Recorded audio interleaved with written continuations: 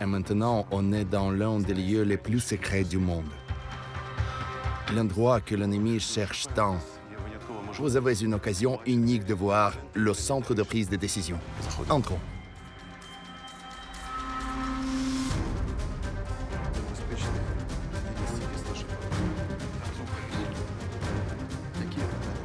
Volodymyr Volodymyrovitch, votre tâche est de fournir des munitions.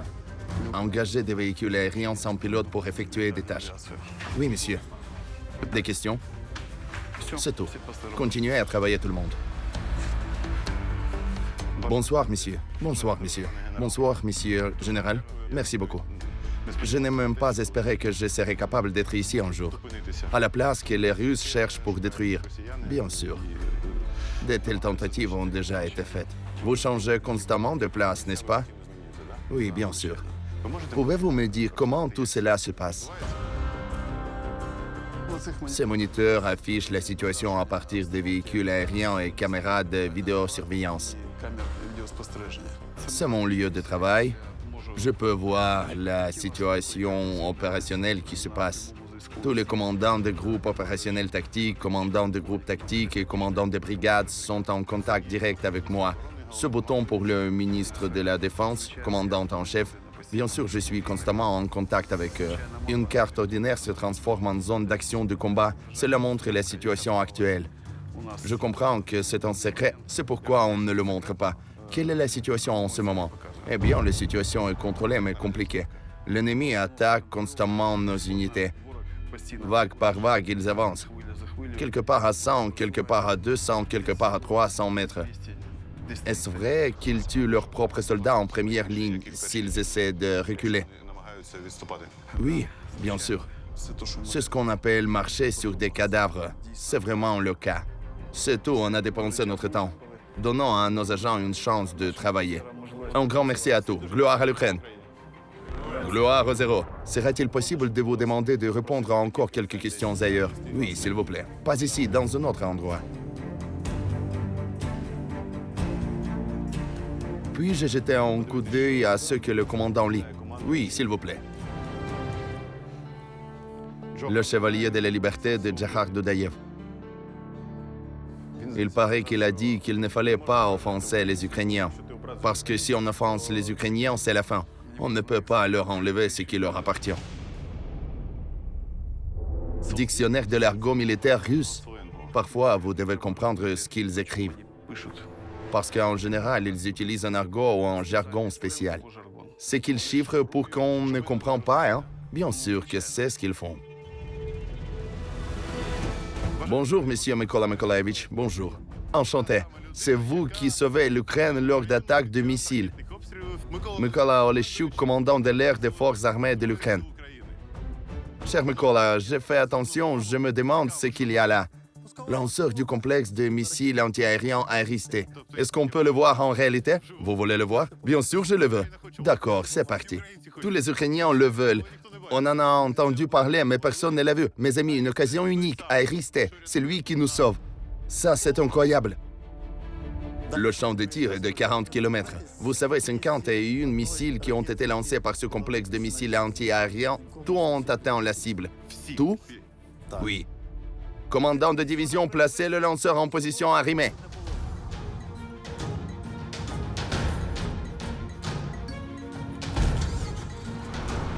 Dmitro, allez.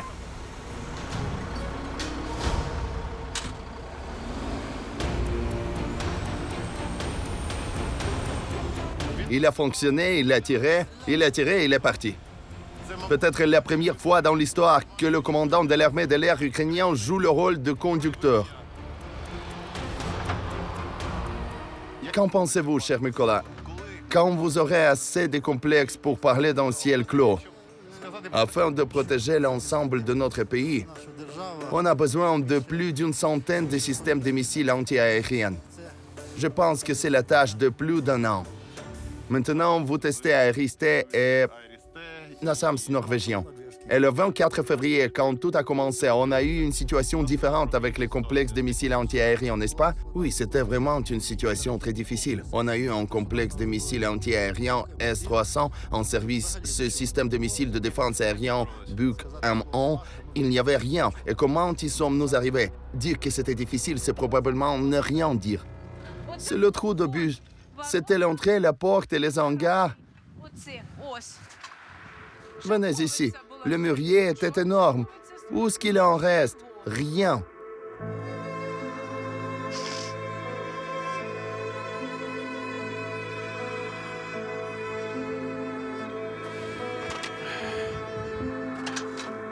Au début, ils ont réussi à entrer l'espace aérien de l'Ukraine facilement. En règle générale, ils font des raids ainsi. Le groupe de Crimée travaille à la direction de Kherson, Mykolaiv, Odessa. Ils entrent soit par la mer, soit par la région de Mykolaiv à travers la région de Kherson. En règle générale, le groupe de Rostov repasse Mariupol. Cela se voit aussi clairement, ils sont juste ici. Eh bien, c'est là qu'ils se sentent le plus à l'aise. Eh bien, le voici. Et voici Kursk, Voronezh, le groupe Belgorod. Ils entrent par cette frontière, descendent, réalisent une attaque à la bombe et reviennent. Ils effectuent des tâches par paire de 3 ou 4. Autrement dit, il peut y avoir jusqu'à 10 avions dans les airs.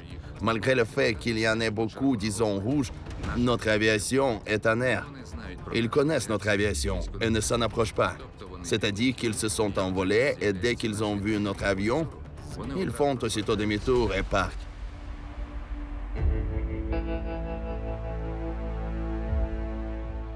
Les Russes voulaient venir ici, mais ils n'ont pas réussi. Alors ils ont encerclé la ville et l'ont bombardée.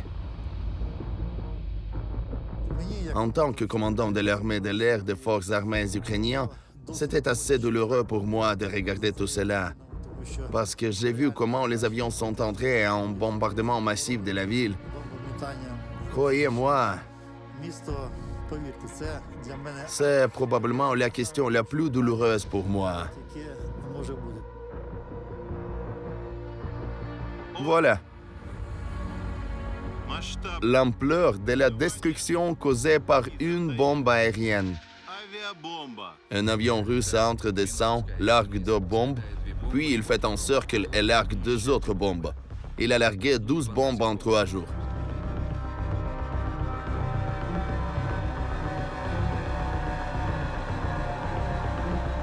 Ce que l'on peut dire du moral des pilotes russes qui voient exactement où jeter une bombe ou lancer un missile. Ils doivent tout voir. Comment un militaire qui est sur le côté de l'ennemi se battre contre nos enfants, nos petits-enfants, la population civile, détruire nos infrastructures civiles. C'est de la lâcheté militaire. Et ici, dans le cours, à la périphérie de Tchernihiv, nous voyons les restes d'un avion qui a tué des civils. C'est la verrière de l'avion qui protège le pilote dans son cockpit. Et voici les restes d'un avion russe. Vous pouvez voir que tout brûlait ici à coup sûr. Il y a une bombe là-bas. Comment ça, une bombe? Une brûlée. Eh bien, tout a brûlé près de la queue là-bas. La queue a brûlé aussi. Il ne reste que le devant. Leur tactique est tout à fait compréhensible. Ils ne diffèrent pas de la tactique de la Seconde Guerre mondiale. La tactique d'Hitler quand il a bombardé l'Europe. Il a bombardé les capitales. Rappelez-vous quand il a bombardé Londres. C'est pas possible. C'est juste impossible. Ils ne tirent pas sur nos soldats. Ils n'ont fait que tirer sur les civils. C'est le monde russe tel qu'il est. C'est ce qu'ils apportent avec eux. Oui, c'était la même chose. Ils ont bombardé afin de créer le chaos et la panique. Ils ont tout détruit pour faciliter l'accès à la ville, de sorte qu'il n'y avait presque pas de résistance. Ils viennent détruire notre maison. Tuer nos femmes, tuer nos enfants, faire de sorte que cette terre ne soit jamais fertile. C'est cela la tactique qu'ils utilisent. 15 000 victimes en Afghanistan, enfin ont mis l'Union soviétique à genoux. Maintenant, le nombre de pertes de la Fédération de Russie est beaucoup plus élevé.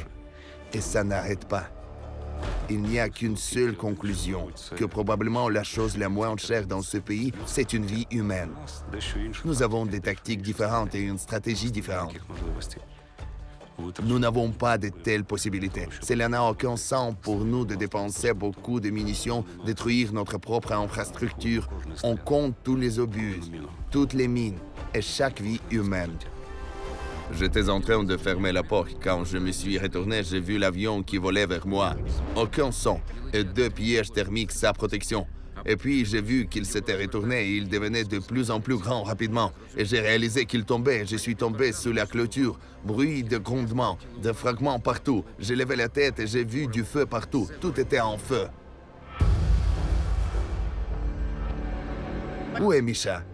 Je lui réponds, je ne sais pas où est Misha. Il est allé dans le couloir ici et il était couché ici, sur le côté. Il a brûlé le charbon, c'est ce qu'il lui restait. Il a brûlé parce que les turbines, le palier d'avant, l'engrenage ont défoncé tout le mur.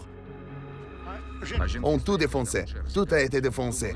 Les femmes faisaient la queue là en disant on pensait que c'était comme dans un film. 2 parachutes descendent. L'un d'eux a été abattu par la défense territoriale dans les airs et le deuxième, il a atterri. Il a réussi à tirer sur une personne. Il est sorti avec une fourche, on dit avec une pelle ou avec quelque chose. Il l'a tué. Déjà là, il était encerclé. Maintenant, la situation a changé, non? Nous avons vraiment reçu un bon nombre de systèmes de défense aérienne actuels. Veuillez placer le lanceur dans une position de combat. S'agit-il d'un panneau de commande? Oui, c'est un panneau de contrôle. Ensuite, la voiture sera placée sur des vérins. Les fusées seront mises en position verticale. Oh, c'est comme ça que les antennes sortent. Oui, les antennes, correct. Il y a une véritable chasse assez complexe en Russie. Absolument. Et le fait que nous filmons maintenant et on voit des buissons là-bas, certaines choses détruites, ne sera-ce pas un point de repère? Non, il y a maintenant malheureusement beaucoup de tels endroits en Ukraine. Nous sommes juste à côté du lanceur. Le radar est localisé à un autre endroit pour que le système de missiles antiaériens soit dispersé. Et si le missile de l'ennemi frappe le complexe des missiles antiaériens, un seul lanceur sera détruit. Le reste du lanceur, à savoir le radar et la cabine de commande de combat, continuera d'accomplir ses tâches. Nous avons reçu des systèmes de défense aérienne modernes. Ils n'ont pas encore tout travaillé, mais en tout cas, admettre qu'Ariste et Nassam sont ceux qui ont frappé 10 coups sur 10. N'est-ce pas? Combien d'Aéris avons-nous? Je ne vous dirai pas combien on en a, mais ce sont plus d'une douzaine de complexes. Est-ce maintenant et y en aura-t-il d'autres? Oui, il y en aura. On prépare le personnel qui ira à Allemagne pour aérister formation dans un avenir proche. Et nous nous attendons à plus de systèmes de missiles antiaériens sera mis en service dans un avenir proche, ce mois-ci. Et enfin, patriote, l'Ukraine ne serait tout simplement pas en mesure d'obtenir ce complexe parce que nous ne sommes pas un pays membre de l'OTAN. Mais c'est un fait qu'on a des systèmes de défense aérienne modernes. Est-ce suffisant? Non. Y aura-t-il plus? Oui. Mais nous y travaillons tous les jours. J'ai vu un chat dans votre salle d'attente. C'est un gros chat local, pas juste un chat. Comment s'appelle votre animal de compagnie? Yunter. Yunter. On dit que vous l'avez trouvé quelque part par ici, non? Il est né ici et il vit ici, quelque part sur le territoire. Il se promène sur le territoire, tout simplement. Et c'est un chat qui connaît plus de secrets d'État? Il me semble que oui. Le plus que quelqu'un d'autre dans le pays. Je pense, oui, un chat stratégique, un chat de combat, disons. Oui, il a survécu à l'attaque des missiles. Tout est bien avec toi. Les missiles ont frappé l'endroit à la direction générale du renseignement. Un missile a touché cet endroit. Vous êtes vraiment chassé? Eh bien, et alors, je l'aime bien. Pourquoi? Tout d'abord, c'est, disons, une mesure de reconnaissance. Ça montre que je fais effectivement mon boulot. Je vous regarde, je vois vraiment, comme on dit, pour une raison, un homme de fer qui n'a peur de rien. Je crois en Dieu. J'ai peur de certains châtiments divins, peut-être que cela semble drôle, mais avoir peur de quelque chose comme Russie est ridicule. Combien de fois avez-vous été en église cette année? Vous rappelez-vous? Probablement 5 fois. D'habitude, je viens à l'église quand c'est déjà très difficile.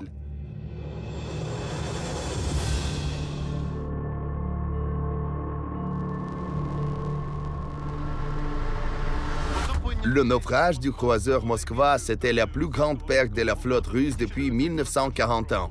Maintenant, je vais vous présenter l'homme qui dirigeait cette opération, vice-amiral Oleksiy Neishpapa. Vice-amiral Oleksiy Neishpapa, merci d'avoir trouvé le temps pour la rencontre. Bonjour. L'île du Serpent, le croiseur Moskva et bien d'autres choses. Ce sont toutes les forces de défense.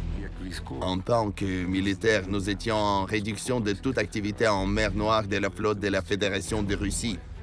Pour cela, on a eu des opportunités. Pour cela, on a eu une chance plutôt faible d'utiliser ces opportunités.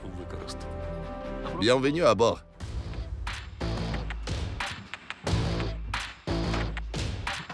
C'est un patrouilleur de classe Island. Ils ont été transférés par les gardes-côtes américains.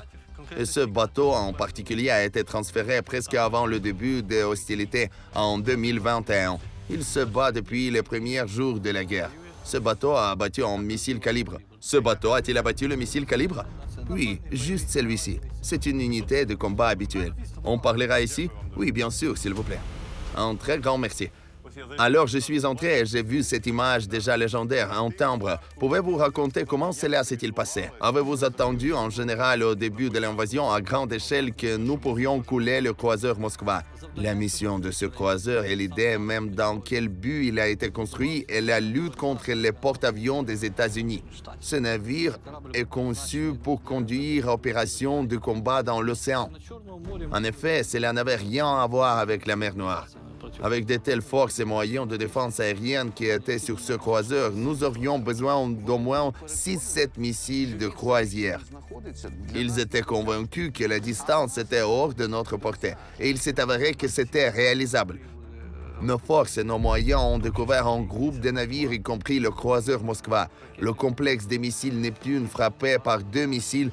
Pour un tel navire, 2 missiles ne suffisent pas pour qu'il soit coulé. Mais c'est maintenant le fond de la mer. Le croiseur Moskva est comme ces énormes colonnes qui se dirigeaient vers la région de Kiev. L'impossibilité d'imaginer que la deuxième armée du monde pourrait être endommagée ou détruite par quelqu'un a entraîné ces colonnes que nous avons brûlées et a également entraîné cette roue directement dans la zone de destruction. Les Ukrainiens sont des gens qui n'ont pas manqué cette chance. Comment les Russes ont-ils permis cela? Trop de confiance en soi, vous comprenez? Il a été dit que la marine ukrainienne et l'armée de l'air de l'Ukraine n'existent plus. Si nous n'existons pas, de qui faut-il avoir peur? Perdre un navire amiral et un croiseur en guerre avec une flotte qui n'existe pas? Qu'est-ce que cela signifie? C'est une si grande perte d'image. La phrase « Moskva est le fond » a reçu une réponse pratique. Cela nous a donné l'occasion de désoccupation de l'île du Serpent. Et nous avons commencé cet accord sur les céréales, c'est-à-dire une mission céréalière à fournir la nourriture en Afrique et en Asie. Après le naufrage du croiseur Moskva, ils ont commencé à se justifier leur agression par vengeance. Je me souviens comme maintenant de Severodonetsk avant qu'il ne soit temporairement occupé. On est venu seulement pour une journée. La ville était à moitié encerclée et il ne restait plus qu'un seul pont. Merde! Regarde cela. Ça se voit mieux d'ici. Severodonetsk, ici, tous les immeubles sont touchés. Tous les immeubles. On se retourne rue Kourchatov. Plus loin, tous les immeubles sont touchés. Et ici, les vitrines sont brisées. Tout est détruit dans la cour. Il y a des fragments des obus. Partout de métro, partout. Les voici. Il est impossible d'y aller en voiture, ils sont trop pointus. Les cadres de fenêtres sont cassés et sont sur le terrain. Ils détruisent la ville. Oui, ils frappent partout et tout. Partons, s'il vous plaît. Ce n'est pas sûr ici. L'ennemi n'est pas loin où il peut nous repérer. À quelle distance se trouve l'ennemi d'ici? L'adversaire, juste derrière les buissons verts.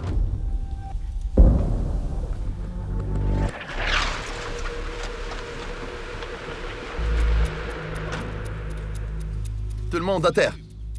Il y a un sifflement. Tout le monde monte dans les voitures. Allez. C'était juste une sorte de cauchemar. Des obus constants, il faut tomber la tête par terre tout le temps. Dans leur propagande, ils utilisent le message « la protection de la population russophone »,« la libération de la population russophone ». Mais malheureusement, ce sont les régions avec la population russophone qui souffrent le plus. Il y a beaucoup d'Ukrainiens russophones, c'est vrai. Qu'est-ce que c'est comme phénomène? En consiste cette leur libération? Rien, juste des mensonges, c'est tout. Le récit est très faible et n'a pas de fondement. Ils s'en fichent de détruire les russophones au Donbass ou de ne pas les détruire. Ils se dirigent vers leur objectif. L'objectif est d'occuper l'Ukraine. C'est tout. Bonjour, bonjour. Quel est votre nom? Gloire à l'Ukraine. Gloire aux héros. Tout le monde veut que cette fusillade se termine. Nous pouvons dire que leur opération d'information a échoué. Bombardement de style Hitler. Quand Londres a été bombardé, il a pensé qu'ils s'enfuiront, mais en fait, il a uni la nation. Vous avez voyagé partout. On connaissait bien le monde à l'envers. Et pour que tous les gens sachent ce qui se passe ici, que cela nous blesse, nous sommes inquiets pour tout le monde. Ce que je vois, c'est que vous n'avez déjà aucune réaction aux explosions. Je m'y suis habitué. Il y en a, mais vous ne réagissez même pas. Vos mains tremblent, n'est-ce pas? Oui. Nous avons été bombardés dans cette maison. Maintenant, ils ont pris le contrôle de ce quartier. Quel est votre avis? Il y a une place pour les civils pendant les hostilités actives dans les villes, ou vaut-il mieux leur demander d'évacuer temporairement? Eh bien, vous savez, un tel travail a été effectué et est toujours en cours. Les difficultés consistent en ce que certains gens refusent. Et ceux qui sont restés, ils ont refusé d'évacuer. Je ne sais pas sur quoi ils comptent, mais je considère que c'est une tragédie pour eux et pour nous aussi. Maintenant, il y aura des bombardements. Cachez-vous au sous-sol, s'il vous plaît. Bonne santé. Faites attention. Bonne santé à vous. Prenez soin de vous. Merci beaucoup. Prenez soin de vous. Prenez soin de vous. Il peut y avoir des obus, s'il vous plaît, en voiture. Oui, allons-y. Allons-y.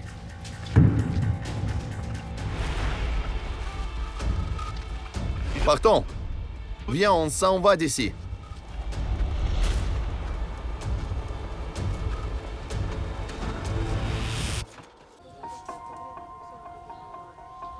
J'ai rien pris. Ici, tout ce que j'avais quand on est sorti du sous-sol, ce sont tous mes biens que j'ai eu le temps de saisir. On a dit, plus vite, dans 5 minutes. J'ai jeté une pomme de terre d'ici, je l'ai mise là-bas et j'en suis sorti, c'est tout. Mon frère s'est fait frapper au front. Quel est le nom du chien? Adolphe. Adolphe? Un nazi, hein? Demande-t-il. Et que s'est-il passé ensuite? Ils l'ont tué, quoi? Ce qu'il s'est passé. Ils me battaient, enfonceraient les doigts dans mes yeux, me torturant, puis m'ont lâché. Tout ça à cause du nom du chien? Eh bien, oui. Racontez, s'il vous plaît. Pour un chien, pour avoir fait le service militaire, pour être ukrainien, en général. Qu'en est-il des couloirs humanitaires aujourd'hui?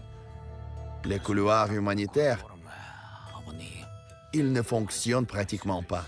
Nous avons fait ces couloirs, puis ils nous ont refusés, puis ils les ont bloqués, puis ils ont commencé à vendre dans ces couloirs, puis ils ont commencé à vendre des gens. C'était l'esclavage lui-même. Je veux dire qu'ils achetaient, collectaient de l'argent. Ils les achetaient une opportunité. Qu'est-ce que c'était? Eh bien, ils ont payé pour que le bus parte. Et que sinon l'esclavage? Salut, Petrovitch. Oh, salut. Bonjour. Salut, quel est ton nom? Petrovitch. Petrovitch. Es-tu ici depuis longtemps? J'ai vécu à la maison il y a longtemps. À la maison? Ici, à Severodonetsk? C'est loin de Severodonetsk.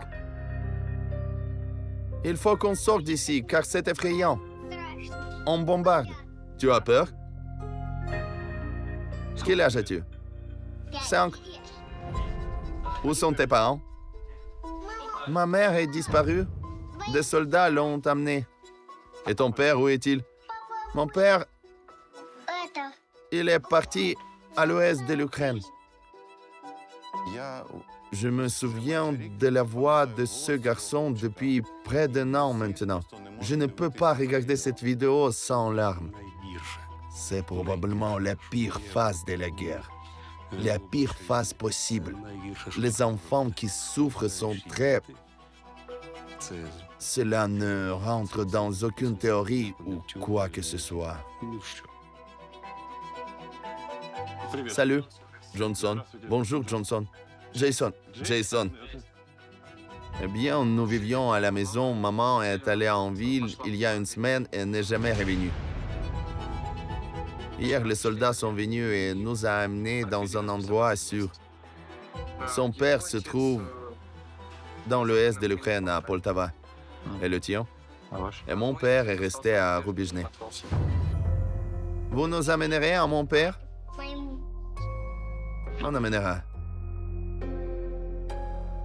Les gars ici sont si cool qu'ils le feront. Ils t'amèneront chez ton père. Des bénévoles comme ici. Le travail de mon père a été bombardé. Un missile a explosé très près quand nous dormions avec mon frère. Moi, j'étais dans une cuisine et mon petit frère était sur le canapé. Il ne reste plus de la maison. Juste des petits morceaux. Personne n'y habite plus. Quelqu'un a vu maman pour la dernière fois? Il y a une semaine. Avez-vous déjà tiré sur ces méchants? Méchants? Nos gars tirent sur les méchants. Bientôt, nous les vaincrons. Il n'y aura plus de méchants, seuls les nôtres resteront. Il vaudrait mieux que tout ça ne commence pas en 2014. J'ai demandé à ma mère, est-ce que tout se terminera demain? Et elle dit, oui, il ne vaudrait mieux pas de guerre, pas tout ça. Demain, tu iras voir ton père. Demain, tu partiras. Tout ira bien. Prenez soin de vous. Quand les volontaires nous ont envoyé la photo que ce garçon, Petrovitch, de 5 ans, est arrivé à son père, j'avais tellement de sentiments que j'avais envie de pleurer. Avez-vous personnellement pleuré pendant cette guerre? Et quand avez-vous envie de pleurer? En tant que commandant en chef, je ne veux révéler aucune de mes faiblesses. Je suis un être humain. J'ai pleuré une fois quand la mère cherchait son fils. Et il était pilote d'hélicoptère et s'est envolé à Mariupol. Et à ce moment-là, alors que je correspondais avec elle, j'avais de l'espoir qu'il était toujours en vie. Mais dans un moment, on m'a informé que malheureusement, il est mort, il est parti. Et j'ai dû en quelque sorte clarifier cette situation avec sa mère, parce que sa mère m'a envoyé un SMS de sa part. Avant le vol, il a écrit un SMS, il disait que c'était un patriote. Même s'il meurt, il veut être connu comme une personne normale. Et quand j'ai essayé de discuter en quelque sorte ce problème avec sa mère, je n'ai pas eu assez de force.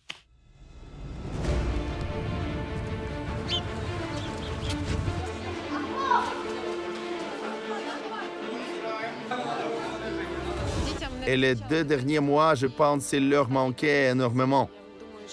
C'est pourquoi notre équipe a décidé qu'il était nécessaire de donner aux enfants tout ce qu'ils méritaient. Au moins quelque chose du mieux qu'on peut.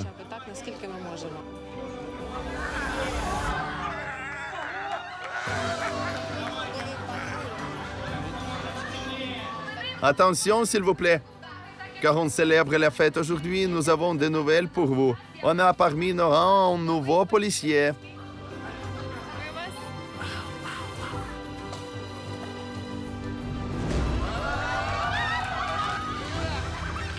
Salut Kharkiv. Beaucoup d'enfants m'écrivent des lettres. Nous essayons de surprendre certains enfants pour les aider d'une manière ou d'une autre. Mais crois-moi, c'est tout simplement impossible de lire ces lettres. Quelles sont les lettres des enfants dont vous vous souvenez le plus? Probablement ces lettres qui ont été adressées à Saint-Nicolas. Mais ils sont venus à moi d'une manière merveilleuse. Et comme j'étais heureux d'être Saint-Nicolas pour ce petit nombre des enfants, c'est tout simplement impossible. Juste à côté de ce bureau, un garçon Je pense qu'il s'appelait Ilya. Il avait probablement 4 ans. Il m'a pris par la main et m'a dit « Je voudrais vous parler en privé. » Environ 4-5 ans. Il dit « Baissez-vous, je vous chuchote. Allons-nous certainement retourner à Mariupol ?» Je lui réponds « Oui. » Il dit « Et quand ?» Je lui réponds « Cette année. » Est-ce que les enfants le demandent? Oui, c'est inspirant. Jusqu'aux larmes? Oui. Kharkiv, y compris Saltivka, ont été complètement détruits. Mais les gens y ont vécu. Les gens se sont regroupés. Regardez, ils s'entraidaient.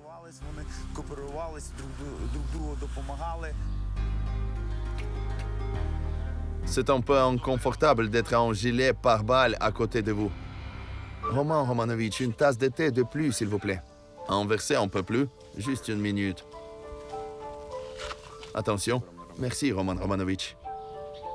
Où allez-vous chercher de l'eau maintenant? Il y a une colonne d'eau près de l'église. Vous n'avez pas de générateur ici. Est-ce à la base de défense territoriale? Bien sûr que non. La défense territoriale charge nos téléphones et nos radios. On leur demande bien rarement. Merci. Tout au long de cette année, nous pouvons voir que même dans les moments les plus terribles, les gens font des petites célébrations pour eux-mêmes. Nous avons vu comment dans les petits cours de Saltivka, les gens font des clubs d'été et discutent. Nous avons vu des mariages pendant la guerre. Est-ce que toi, Constantine, par ta propre libre volonté et non sous la contrainte, prendre Galina que tu vois devant toi comme ta femme? Oui. C'est même effrayant d'en parler que nous apprenons à vivre en temps de guerre.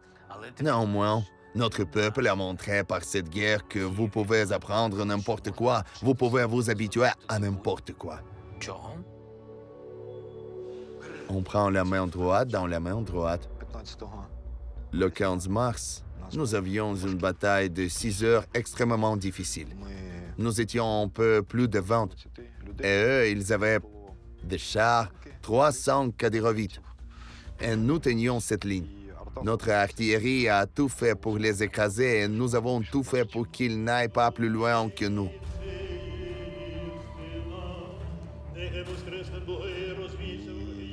Et puis, je me suis rendu compte que quand le char est arrivé, j'ai déjà dit au revoir.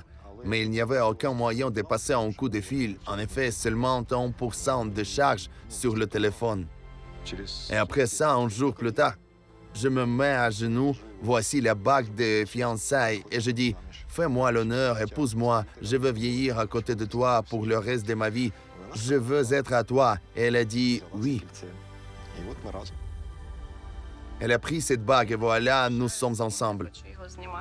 Et j'en suis super fier. Et je ne veux pas enlever ma bague de fiançailles, même maintenant. C'est un anneau de grenade. Je l'ai fait plus petit avec des pinces. Nous vivons aujourd'hui dans une période historique. Tout devient très intense. Tout devient différent de ce qu'il était avant. Parfois, nous avons besoin de vivre tellement en quelques jours ce que les gens vivent dans une décennie. Nous devons nous adapter à tout notre bonheur. Chaque jour.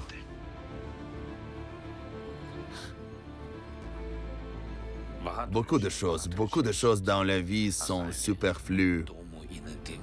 Vous faites attention aux mauvaises choses. Vous devriez faire plus attention à ceux qui vous aiment. Il faut faire très attention au temps. Chaque fois que je quitte, et Galia s'en rend compte, on n'en parle pas. Pour moi, c'est un aller simple. Et elle sait que je ne reviendrai peut-être pas et je sais qu'elle m'attend. Et c'est une motivation incroyable.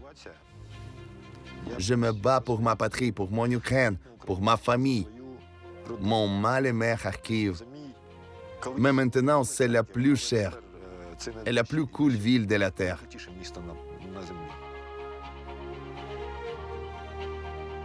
À qui les photos sur votre bureau appartiennent-elles? Si c'est correct de demander. Mon fils, ma fille, mais j'attends toujours l'appel de ma femme. Nous nous battons pour nos familles, 100%. Je me bats pour ma famille, pour ma maison, pour ma terre, et ce qui est typique pour mon pays, appelé l'Ukraine, qui doit vivre, et pour l'avenir de mes enfants. Donc en fait, tout ce que nous faisons maintenant, nous le faisons pour eux.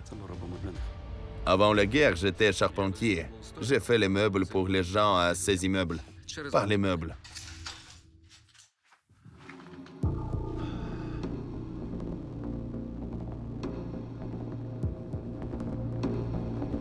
Tout ce quartier est comme ça. Ici, nous prenons 4 dernières rues du quartier et tout continue de la même manière plus loin dans la ville. Là où il semblait qu'on serait en sécurité. Et ça va encore plus loin que ça.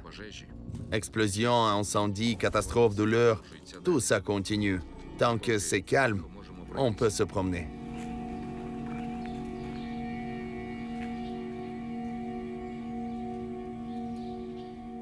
Oui, c'est quelque chose quand tu trouves des albums photos et que tu ne sais pas si ces personnes sont encore parmi nous. Les gens vivaient juste.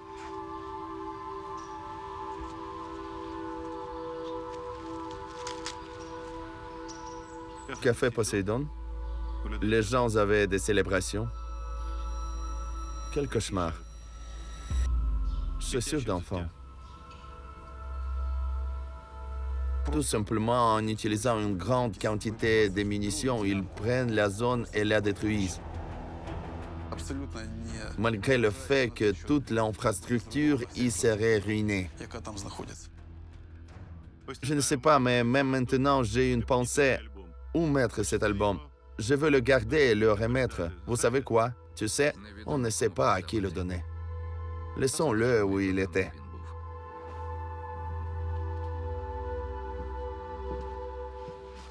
Un drone. On s'en va. Un drone. Allons-y. Drone.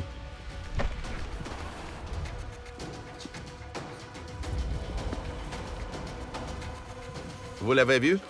Nous l'avons entendu. C'est commencé. La tâche était tout d'abord d'attraper l'ennemi loin de Kharkiv, afin que la banlieue de Kharkiv ne soit pas bombardée. Pour que l'artillerie russe ne puisse atteindre? Oui. La ligne le long de laquelle nos unités sont situées, c'est le périphérique. Les positions ennemies les plus proches sont à 250-300 mètres de nous. On vous suit et on tombe immédiatement dans les tranchées. Le top 3 est juste devant nous. Ruska Lozova est là, 11 à 12 km, 7 km. Avec quoi ils nous atteignent? Des grades, des mines, de l'artillerie, par le tir direct.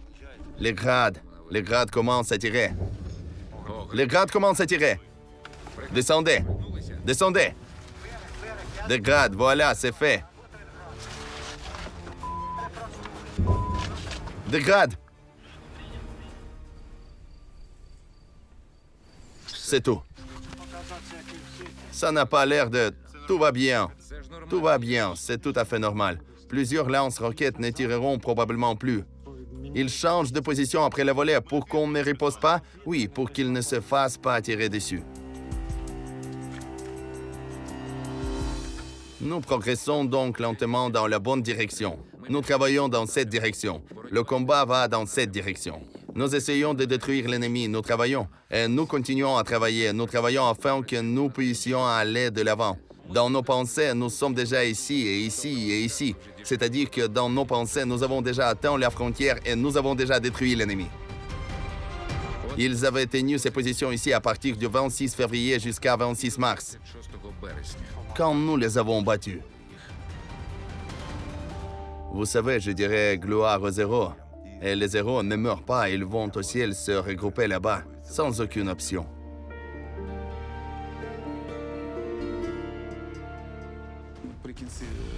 Fin mars, début mai, les premières opérations offensives ont eu lieu près de Kharkiv. Nous avons capturé les auteurs qui nous ont donné la possibilité de contrôler les approches de Kharkiv, de Ruska Lozova, à Dergachi, à Tsirkoni et à d'autres localités. Il y a de la fumée noire devant, c'est Balaklia. Il y a des combats urbains en cours, non? Des soldats russes ont été repérés hier. Nous pouvons dire que nous sommes les premiers civils d'arriver ici. Un char ukrainien devant se dirige vers Balaklia. Le cadre aussi historique d'une opération de contre-offensive très importante qui sera étudiée dans les manuels de l'histoire depuis des centaines d'années. La grenade est fixée. Maintenant, vous et moi allons jeter tout cela à la bétaire.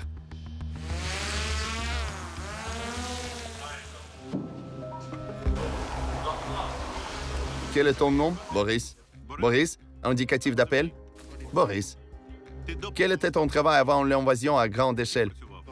Eh bien, en fait, je suis un ingénieur, mais en général, depuis l'an 2014 à 2017, j'étais d'abord dans la police, d'abord dans la milice, puis dans la police, dans le bataillon des volontaires.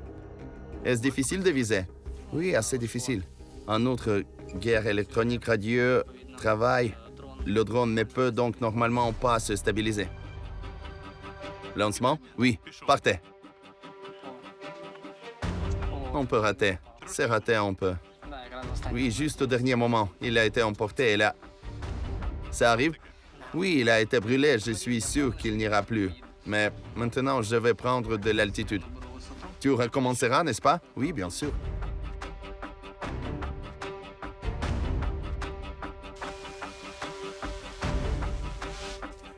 Je me souviens de l'atmosphère à Virvivka avec vos gardes de la reconnaissance aérienne. C'était incroyable. Ils travaillent très professionnellement, très clairement, de manière cohérente.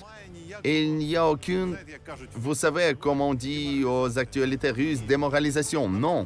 Au contraire, l'esprit élevé, l'humeur.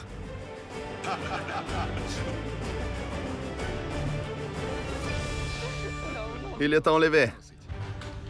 Que se passe-t-il ici maintenant? Un vieillard pile? Un habitant local? Oui.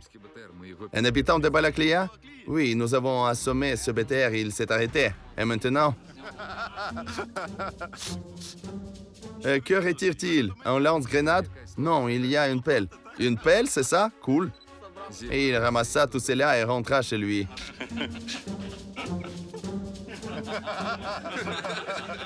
C'est déjà la formation.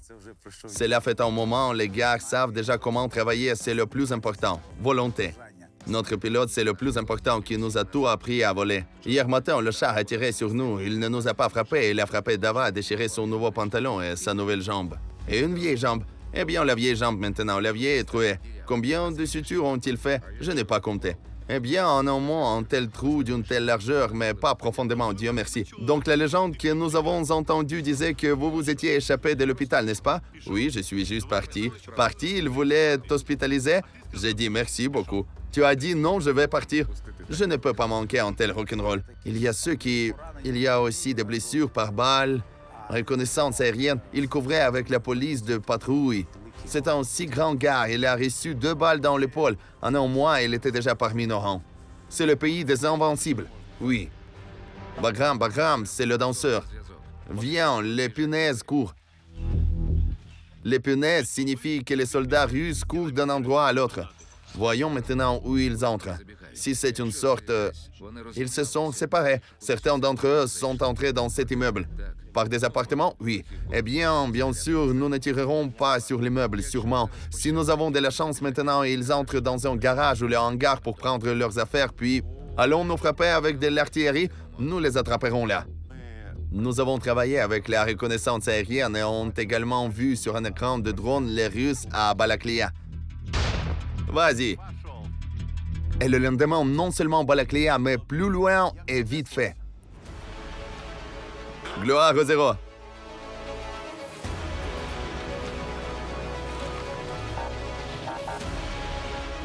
Et c'était difficile à comprendre. Il semblait qu'on revient de la zone de combat et tu verras sur votre téléphone portable allumé que nous sommes déjà quelque part à Luhansk.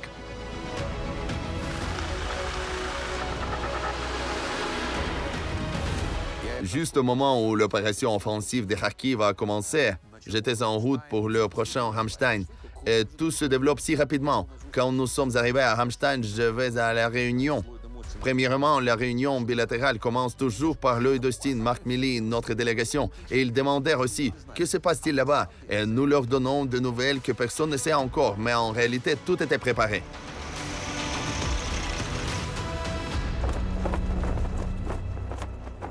Cette opération a été proposée par le général Syrski au quartier général du commandant suprême.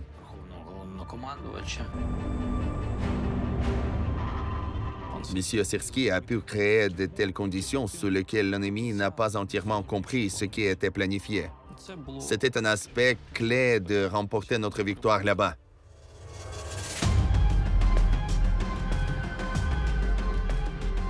L'opération dans le sud était prévue et on nous a donné la tâche de planifier les actions de distraction. Mais quand les événements ont commencé à avoir lieu dans le sud, l'ennemi a transféré une partie des forces et des moyens vers le sud. Et j'ai pensé pourquoi ne pas essayer de planifier une opération offensive dans cette direction.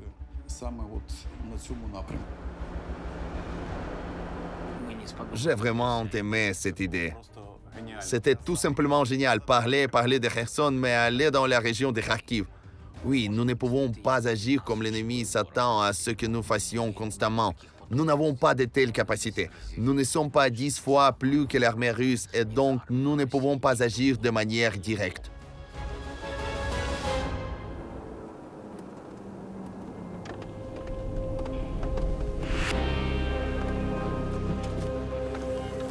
Ils se retiraient avant-hier à 10h à nuit. Ils se sont complètement enfuis de Balaklia.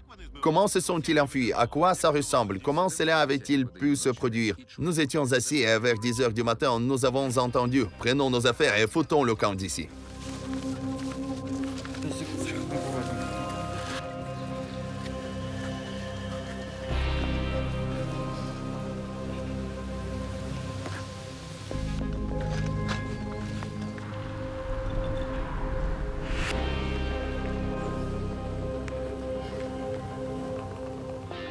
Salut. Nous étions ensemble, comme vous vous en souvenez, à Irpin, Boucha, Hostomel. Je vous salue. Et maintenant, nous sommes déjà dans la région de Kharkiv. Eh bien, les Russes couraient, ils quittaient leurs armes et ils s'enfuyaient. Eh bien, ils ont été tellement écrasés par notre artillerie. Ils ont couru un peu, mais pas trop loin en nous avançant. Nous sommes fatigués de reculer. Tout le monde a eu cette impulsion, une tentative de casser, en quelque sorte, de subvertir le cours de cette guerre. Poutine veut la victoire, nous allons lui casser les jambes. Nous les avons écrasés, nous les écrasons et nous les écraserons. Bonne chance. Tout sera Ukraine. Les résultats ont été très impressionnants. Le premier jour, nous avons parcouru 18 km le premier jour de l'opération offensive près de Balaklia. Vous attendiez-vous à un tel rythme? Pourquoi était-ce une surprise? Je ne suis plus surpris par nos forces de défense. Je suis juste heureux à chaque fois. Chaque fois que je pense juste qu'ils sont grands. Mais je n'ai plus une telle émotion que les surprises, parce qu'ils sont incroyables. La surprise est devenue la chose normale. Oh, exactement, exactement. Quelle est la tâche maintenant? Nous devons récupérer les véhicules militaires capturés là-bas. Nous avons capturé des BTR là-bas. L'objectif principal était sur une avance rapide. Des unités spéciales ont été fournies pour occuper le territoire.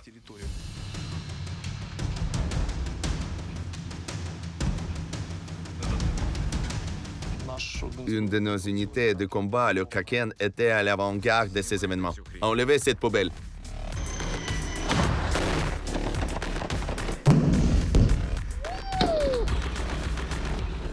Leur colonne vertébrale était des gens qui sont appelés hooligans. Alors tout cela fut édifié sur leur base, mais tout le monde voit le résultat. En fait, l'une des unités les plus prêtes au combat est maintenant en Ukraine, tout le monde le sait. Nous sommes déjà entrés dans la zone grise où il n'y a ni le nôtre ni le leur. C'est derrière Kupiansk. Ils nous ont apporté beaucoup de cartouches, ils ont apporté des BTR, cornets. Oui, cornets. Merci à eux. Nous nous battons avec leurs propres armes, Dmytro. Oui, ils vont même réparer pour nous.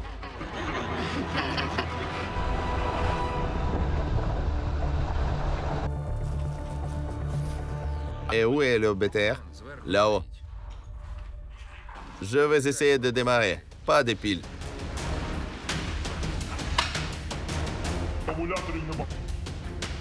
Voici un char ennemi à 800 mètres de nous. Maintenant, le groupe est allé à l'embuscade, essayer de le faire sauter.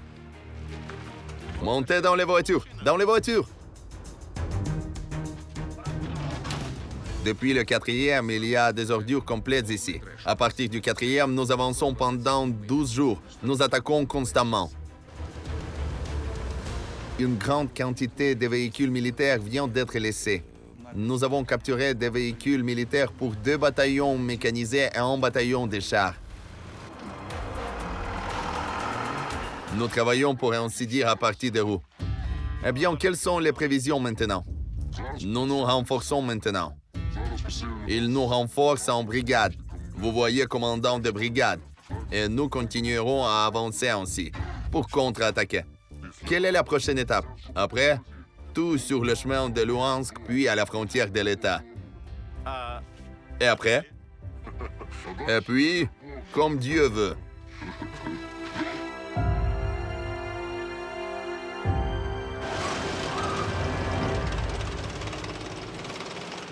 Sans ces victoires, je vous dirais franchement, on ne peut pas s'attendre à l'aide de nos partenaires.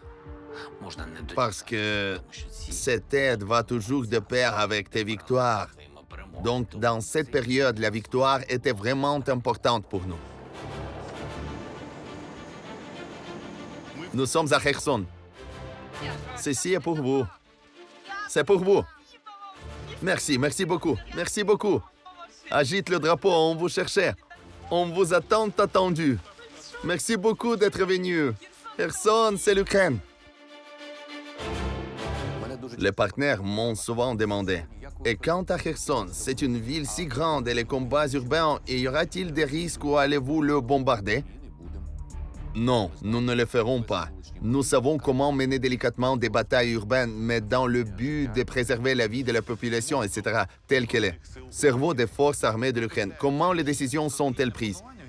La planification stratégique à l'état-major général n'est faite selon les normes de l'OTAN. Nous pouvons voir comment cela a donné un résultat positif lors de la planification des opérations de Kharkiv et de Kherson. 3 scénarios d'utilisation des forces armées sont en cours d'élaboration. Les 3 scénarios sont en cours de lecture. Alors, l'un des scénarios les plus appropriés pour l'élaboration du plan stratégique est choisi. Il est ensuite approuvé par le président de l'Ukraine et le commandant en chef suprême. Gloire à l'Ukraine! Gloire aux héros! Ils n'ont pas épargné le papier et la peinture dans l'imprimante pour l'annonce du référendum « La Russie pour toujours et à jamais ». Ils semblent avoir mis en place ces affiches pendant 255 jours. C'est quoi ça? Je suis venu à Kherson et ces affiches, le sentiment était désagréable. Il y avait un sentiment du pays de merveille. Pendant quelques mois, cela s'est passé dans la région de Kherson. Je suis venu ici et la ville a déjà été transformée à cause de ce genre de choses. Et ce sont des petites choses, mais ils affectent l'atmosphère. Et puis je pense, qu'y a-t-il à Donetsk? Comprenez-vous quel défi cela représente? Il est clair que l'ennemi a lancé sa machine de propagande dans les territoires temporairement occupés, y compris la région de Kherson.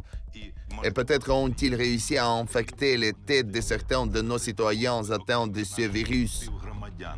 Cependant, le territoire est maintenant désoccupé et nous pouvons voir à quel point les Ukrainiens étaient heureux. Voici nos hommes. On peut voir qu'il y a les escaliers. Ils enlèvent ces affiches. Allons jeter un coup d'œil. Gloire à l'Ukraine! Gloire à l'Ukraine! Merci à vous les gars, merci! Bonjour les gars, on vous attendait depuis longtemps. La Russie est ici pour toujours, ils avaient tort. C'est votre initiative personnelle, n'est-ce pas? Bien sûr, on se tire d'ici. Et peu importe s'ils disent que Kherson est pro-russe, ce ne sont que des mensonges. Parce que Kherson est l'Ukraine.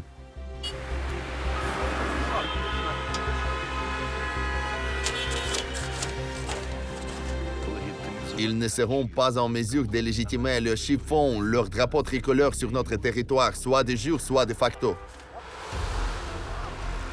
Pendant l'année de la guerre et pendant 10 ans de voyage, nulle part ailleurs, je n'ai senti un tel esprit festif élevé comme à Kherson dans les premiers jours après la libération.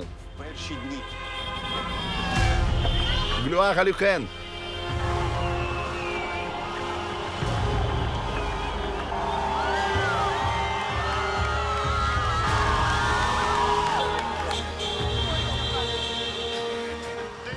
9 mois.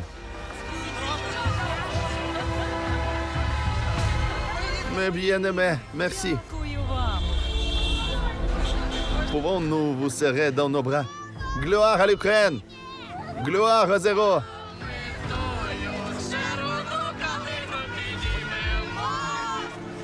Gloire à la fou!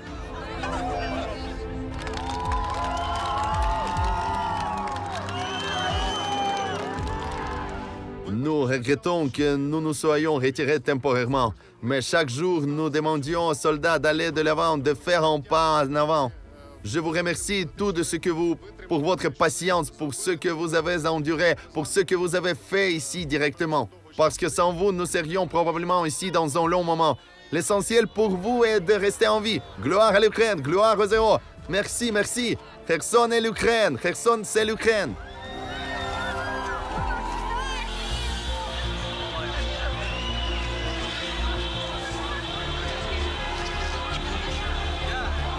Kherson, c'est l'Ukraine! Kherson, c'est l'Ukraine! Quand je regarde les vidéos, quand je vois les visages des gens malgré tout rencontrer et embrasser nos soldats à Kherson libérés et des entretiens avec ces gens, j'ai tout de suite envie de pleurer. C'est tellement, tu sais, émotionnel, je suis devenu très sentimental. Merci! Merci! Merci!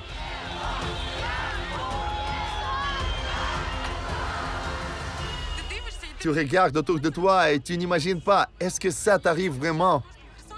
Je suis fier de chaque citoyen de Kherson qui a simplement attendu cela. Kherson est incroyable, nous vous observons tout et Kherson et l'Ukraine. Ce qui s'est passé sur cette place.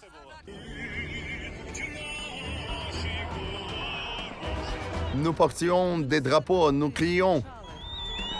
Kherson et l'Ukraine. Kherson, c'est l'Ukraine. Je suis allé au dernier point jusqu'à ce et ils nous ont dispersés. Ils nous ont gazés. C'était l'enfer. C'était très effrayant, très effrayant. Mais nous sommes heureux. Nous sommes tous heureux, n'est-ce pas?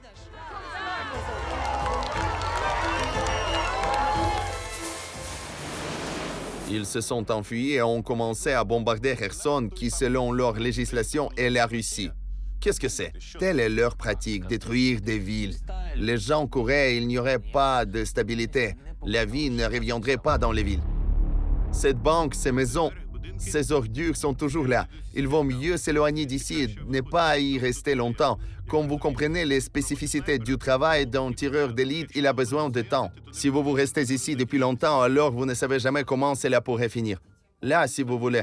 Eh bien, de la fenêtre d'ici, nous pouvons avoir un bon aperçu du pont Antonivski. Maisons ordinaires, cottages ordinaires sur la première ligne. Et c'est là que sont maintenant les Russes. Vous devez comprendre que si vous êtes debout, un sniper peut vous voir à travers la lunette. Horreur. J'ai dû donner Corvalol à mon enfant à l'âge de 6 ans parce qu'elle était assise et pleurait.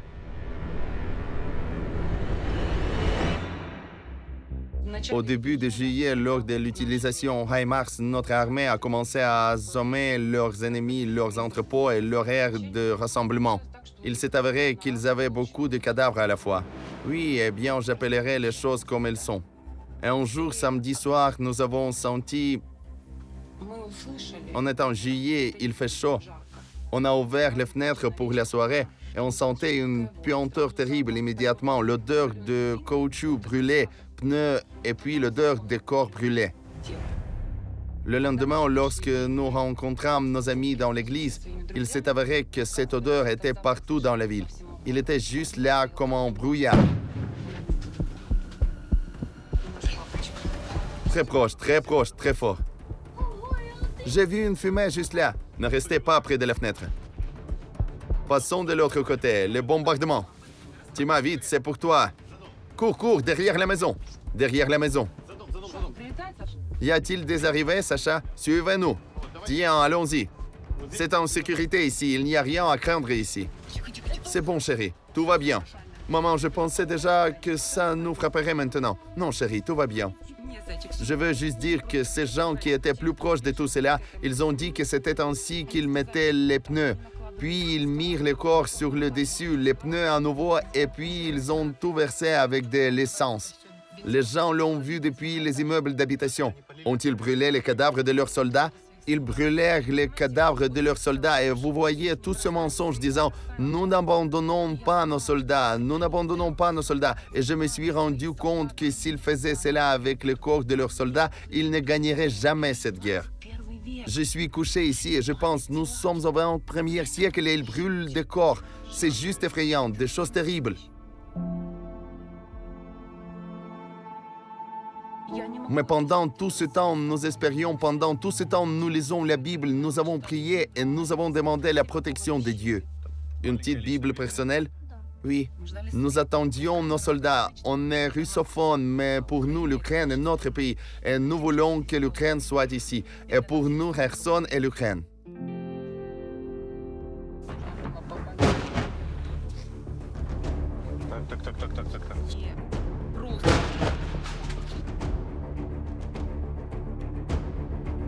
C'est déjà assez proche. Il a déjà volé.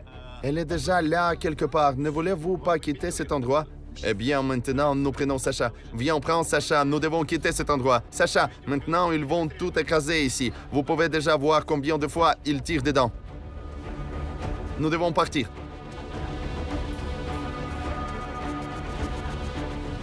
Restez ici. Maintenant, maman va prendre papa et nous devons quitter cet endroit.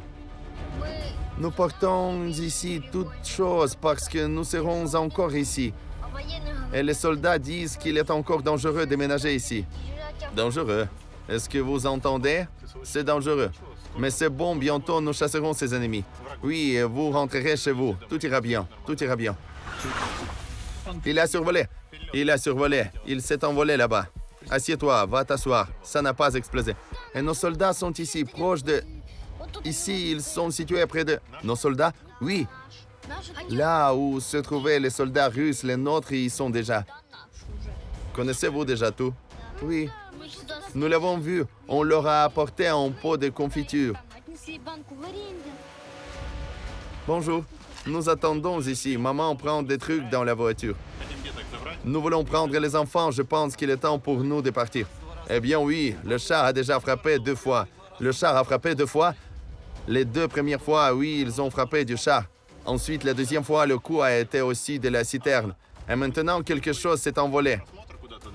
Et ils ont une vue directe sur la région, n'est-ce pas? Eh bien oui, eh bien d'ici à cette rive, il y a 1300 mètres. La distance de travail du char est de 2000 mètres, ou plus en ligne droite. C'est ça, les lapins, allons-y. Allons-y, oui. Pendant qu'ils ne tirent pas, vous devez aller à la voiture. Faisons vite. Bien à vous, adieu. Au revoir, adieu. Merci, prenez soin de vous.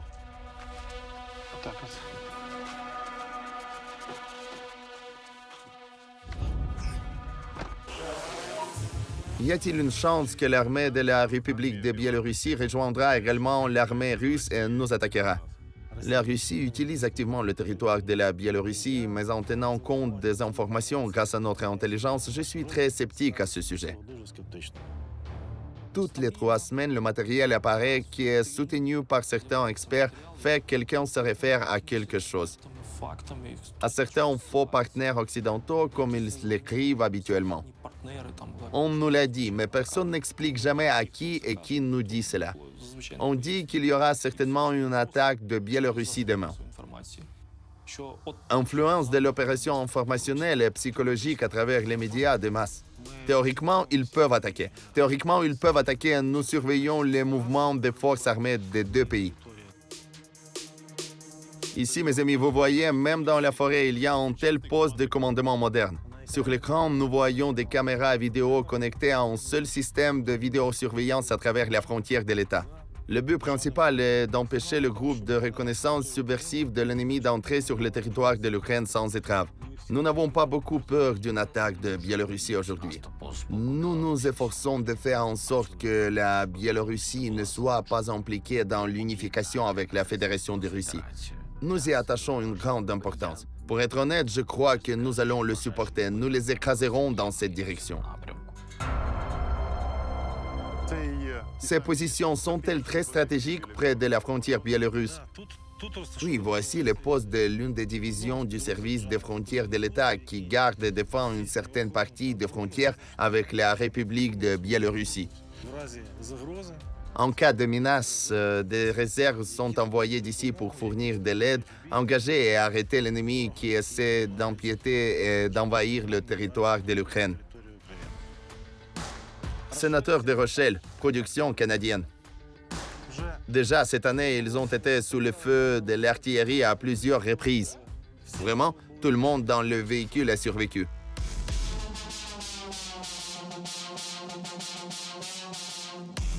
Nous en avons plus d'une centaine. Plus d'une centaine? Oui. Un drone très puissant. Celui-ci peut certainement soulever jusqu'à 15 kg. Il suffit de détruire même un char. Nous avons des drones qui soulèvent jusqu'à 40 kg. Tout ne peut pas être dit, tout ne peut pas être entendu, mais nous travaillons.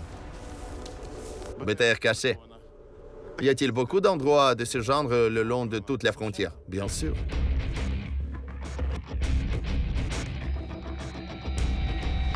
Bonjour. Je vois déjà de l'équipement moderne ici. Il n'est plus soviétique. Ce sont des missiles pour les systèmes de missiles anti-char Javelin. Complexe de missiles anti-char à usage unique de la production suédoise en lot. Le lance-grenade anti-char propulsé par fusée est également de la production suédoise appelée Carl Gustaf. Les grenades anti-char jetables AT-4 de fabrication suédoise et des grenades anti-char M72 de fabrication américaine. Je n'ai jamais vu autant d'équipements au même endroit dans une tranchée. Il est efficace d'être honnête. Pas seulement pour vous. Savez-vous comment cela affecte les ennemis? À la mort. Pour dire s'ils attaquent ou non. Vous ne pouvez pas être sûr du tout à ce sujet. Absolument. Objectivement, nous n'observons pas une situation menaçante maintenant. À partir de maintenant, c'est absolument irréaliste. Cela n'arrivera pas et ce n'est pas planifié.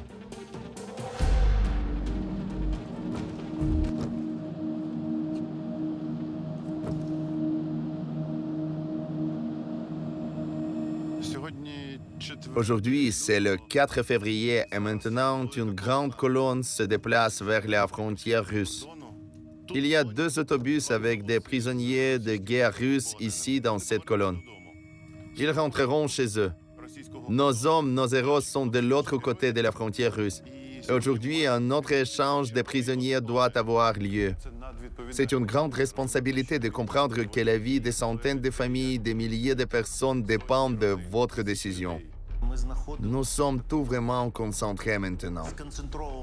Je participe directement à chaque changement. Ma fonction est de coordonner tous les participants. Ce qui est important, aujourd'hui, notre pays fait tout possible pour rendre chacun de nos héros.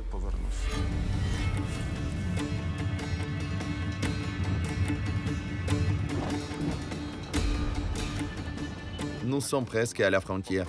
Pokrovka est l'Ukraine, Kolotilivka est la Russie. Aujourd'hui, ce n'est qu'un couloir sur l'échange des prisonniers de guerre, qui a des négociations sur les prisonniers de guerre. Il n'y a pas d'autres négociations avec la Russie. Vous devez faire attention ici. On nous a dit de prendre une armure corporelle avec nous, juste au cas où. Tout peut mal tourner. Il y a certainement une sorte de jeu que quelqu'un n'est pas confirmé. Parfois, vous n'êtes pas sûr de ce qui se passera jusqu'à la dernière seconde. Nous arrivons à pied, nous 2. OK. Allons-y. Avec qui communiquez-vous maintenant? Avec ceux-là. Est-ce de l'autre côté? Oui. Y aura-t-il 2 d'entre vous? Oui, vous voyez. C'est-à-dire qu'il est impossible de prédire? Imprévisible. Il n'y a aucune certitude. Dans notre argot, c'est aller derrière la ligne de front. Dieu veut que tout aille bien.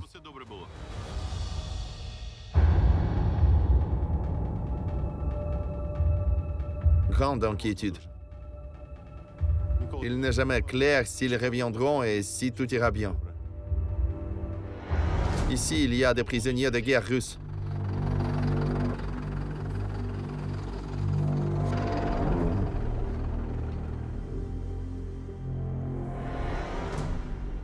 Les Russes ont certainement des catégories de prisonniers de guerre. Certains sont plus précieux et significatifs pour eux, d'autres moins. La phrase elle-même suggère que les Russes ont un taux de change du peuple. Vous pouvez le dire ainsi, mais vous ne savez pas si les gens ont un taux de change ou non. Nous avons du respect pour les gens. L'échange d'aujourd'hui aurait dû avoir lieu il y a 2 jours. L'un des prisonniers qui devait être échangé ne fut pas amené à temps. Il connaissait d'avance ma réponse. Il ne faut pas même demander. Non, nous allons attendre. Amenez-le. Philosophie différente. Le second bus se rend en Russie. Et cela signifie que bientôt, nous devrions voir des bus avec nos gars. Et c'est déjà la Russie, non? C'est ici la frontière? La frontière? N'allez pas derrière le drapeau. Ne pas allez pas derrière le drapeau. Il y a la Russie là-bas. Parce qu'ils filment tout là et regardent à travers des jumelles et des monoculaires. Et les snipers? Snipers, oui. Peuvent-ils? Bien sûr, tout est sous leur contrôle. Que font ici les snipers? Provocation. Provocation?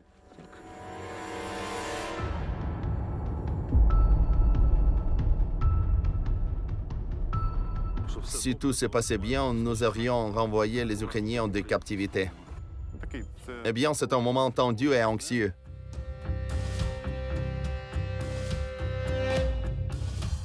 Vous ne savez jamais comment les choses vont se passer.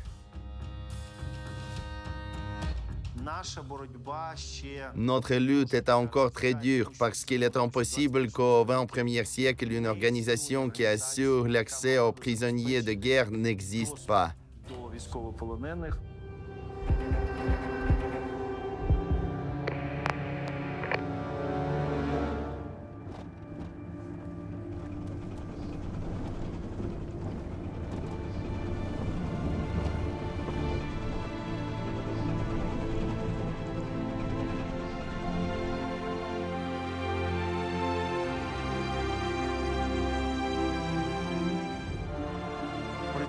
Imaginez ce que les gens qui étaient en captivité récente et ils seront bientôt dans leur pays natal.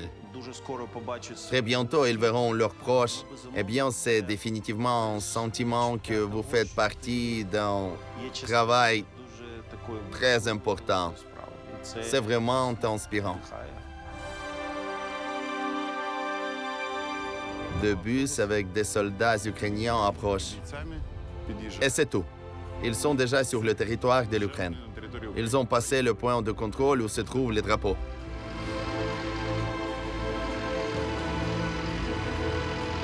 On salue les gars à la maison. Je ne peux même pas imaginer ce qu'ils ressentent en ce moment. Nos soldats sont arrivés. Bonne journée. Bonjour. Gloire à l'Ukraine. Gloire aux héros.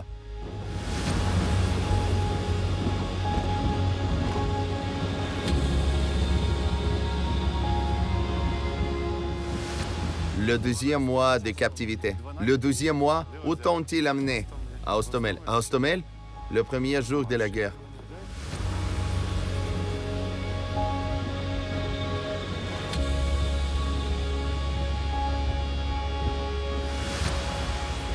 Prise près de Kiev, près de Borodianka. Quand? Le 20 mars. Les parents le savent-ils déjà? Je ne sais pas. C'est-à-dire l'isolation sur le plan de l'information, n'est-ce pas? Absolument. Tes parents ne savent même pas si tu es vivant, n'est-ce pas? Oui, très probablement. Horreur. Qui voulait vous appeler? Oui. Vous souvenez-vous du nombre? Bien sûr. Bonjour, Yulinka, bonjour. C'est moi, Max, ton mari. Max, avez-vous été échangé? Oui, j'ai été échangé. Je viens d'entrer en Ukraine. Mon petit. Bonjour. Tu vas bien? Chérie, je vais bien. Et tu es à Kiev? Je suis chez moi à Kiev. Les parents sont en bonne santé et en vie. Tout va bien. Tes parents sont-ils vivants? Tout le monde va bien? Oui, tout le monde va bien. Tout va bien. Oh Seigneur, comme je suis content. Oui, tout va bien. Je t'aime tellement. Je suis très contente. C'est le plus beau jour de ma vie.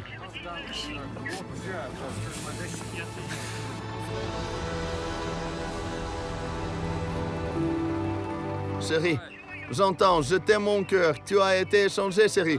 Oui, j'ai été échangé, mais pour l'instant, vous ne pouvez en parler à personne pendant un moment. Mon Dieu, combien je t'aime, tu me manques. Et tu m'as tellement manqué, chérie. Je t'aime, chérie, je t'aime, je t'aime, je t'aime. Moi aussi, moi aussi. Ne pleure pas, tout va bien. Ne pleure pas, tout va bien, je suis déjà en Ukraine. J'aime, j'aime. Moi aussi. Bisous, ne pleure pas. Au revoir. Au revoir. Merci. Quand les Russes les mettent dans des bus et conduisent dans toute la Russie, ils ne savent pas où. Peut-être à mort, il n'y a pas d'informations, c'est un vacuum. Ils ne disent pratiquement jamais à nos prisonniers de guerre qu'ils rentrent chez eux.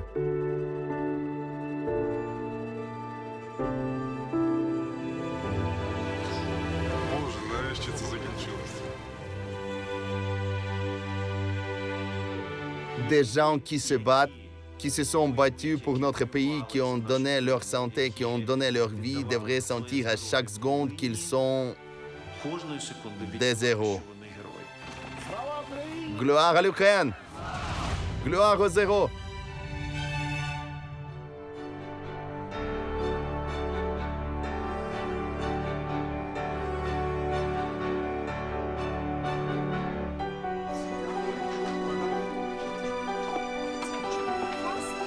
Alors, qui en veut encore? Il n'y a que des comprimés.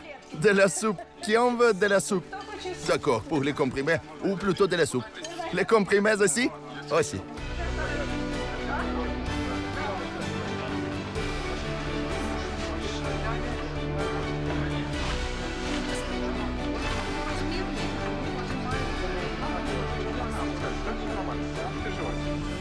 Quel âge avez-vous? Désolé pour cette première question. Bientôt, j'aurai 63 ans. 63. Êtes-vous volontaire? Oui, je suis volontaire. Quelle était votre motivation pour rejoindre l'armée, même si vous ne l'avez peut-être pas fait après 60 ans? Je suis allé défendre ma patrie. Ma seconde patrie. Mon respect pour vous. Pourquoi la seconde? Parce que je suis biélorusse. Êtes-vous biélorusse? Oui. Combien de temps avez-vous passé en captivité? 10 mois. 10 mois. Qu'avez-vous connu en ce temps-là? Avez-vous eu accès à l'information? Aucun. Nous étions dans un vide total. Pas de radio, pas de télévision, il n'y avait rien. Savez-vous que Kherson est déjà libre? Non. Il a été libéré. Mes félicitations, je félicite les habitants de Kherson. Notre groupe avance. Nous les aiderons aussi. Коли настане день, закінчиться війна, там загубив себе, побачив аж до дна. Exactement un an. Que voulez-vous dire à des millions des Ukrainiens en ce jour? Je voudrais les remercier tous. Que les forces armées de l'Ukraine sont remplies de ces gens, des Ukrainiens. Les Ukrainiens sont des nationalités différentes, complètement différentes dans leur caractère. Mais ces gens se sont unis autour de notre but commun. Ce sont des gens merveilleux qui méritent le respect.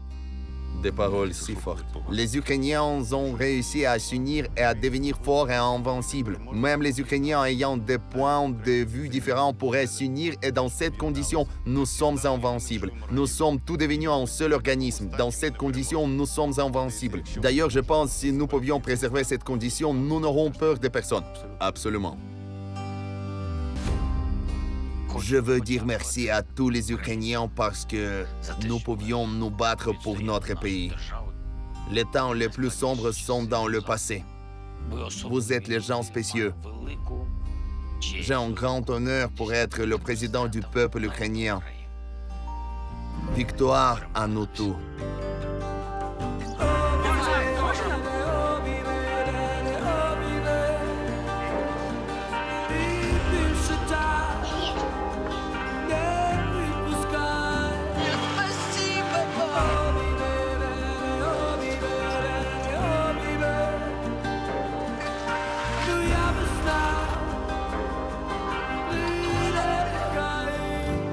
Gloire à l'Ukraine! Gloire à nos héros!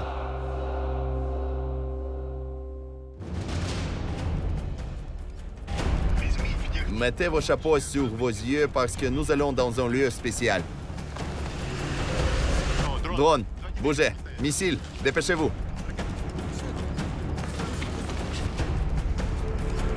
Ceci est une cuisine, vous voyez, pas un objet militaire. Apocalypse, je n'arrive pas à y croire.